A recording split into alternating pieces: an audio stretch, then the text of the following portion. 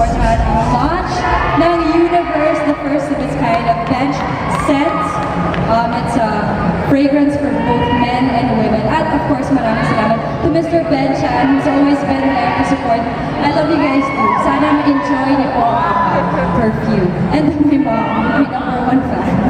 Thank you. Joining Isabel on stage is Mr. Ben Chan and our Miss Universe, Miss Gloria Diaz.